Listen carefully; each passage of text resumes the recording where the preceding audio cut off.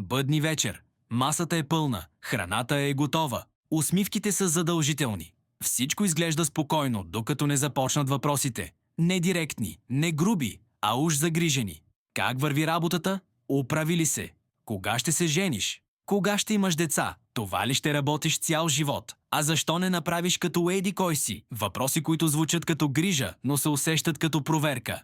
И ти кимаш. Усмихваш се и усещаш как нещо вътре в теб се свива. Семейството винаги знае най-добре, казват. И го казват хора, които са израснали в друг свят. Свят с други правила, други страхове и други възможности. Те не го правят от лошо. Правят го от страх. Страх да не сгрешиш. Страх да не се провалиш. Страх да не излезеш извън рамката, защото ако ти го направиш, ще им напомниш, че и те са могли, но не са посмели.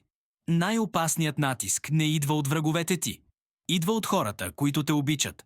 Защото този натиск е тих, обвит в загриженост, в изречения като «ние само ти мислим доброто» и казваме го за твое добро. Но за тях често стои едно друго послание. Не рискувай, не се откроявай, не се променяй прекалено много. Повечето семейства не възпитават смелост, те възпитават сигурност. Намери си стабилна работа. Не скачай много, не се излагай, не се пробвай с глупости. И ако останеш на място, ще кажат, че си разумен. Ако успееш, ще кажат, че винаги са вярвали в теб.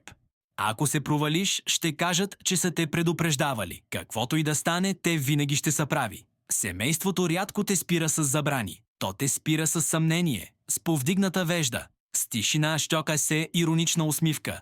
С онова, ти си знаеш, което всъщност означава «не одобряваме». И ако не си достатъчно стабилен, започваш да се обясняваш, да доказваш, да търсиш разрешение за собствения си живот. Истината е неудобна. Това, че някой ти е роднина, не го прави компетентен за решенията ти. Любовта не дава автоматично мъдрост, а опитът от един свят не винаги работи в друг. Съветите, които са били правилни преди 30 години, днес могат да те държат в застой. Най-трудното порастване не е да напуснеш дома. Най-трудното е да пораснеш вътре в него. Да спреш да чакаш одобрение, да спреш да се оправдаваш, да спреш да доказваш, че изборите ти са логични и разумни. Не си длъжен да живееш живот, който е удобен за другите, само за да има спокойствие на масата. Бъдни вечер е странен ден, ден за смирение, но и ден за сравнение. С кой докъде е стигнал, кой какво е постигнал. Много хора седят сред близки, а се чувстват самотни. Усмихват се, а вътре си обещават, че до година ще имат повече смелост. Че до година няма да мълчат толкова. Истината е, че няма подходящ момент. Има моментът, в който спираш да чакаш разрешение. Семейството може да те обича искрено и пак да греши за теб. Това не ги прави лоши хора. Но не ги прави и навигатори на живота ти. Тази вечер, ако някой ти каже, че знае кое е най-добре за теб, просто си спомни това. Техният страх не е твоя съдба. Техният път не е твоята карта. И не си длъжен да се побираш в чужди очаквания, за да заслужиш любов.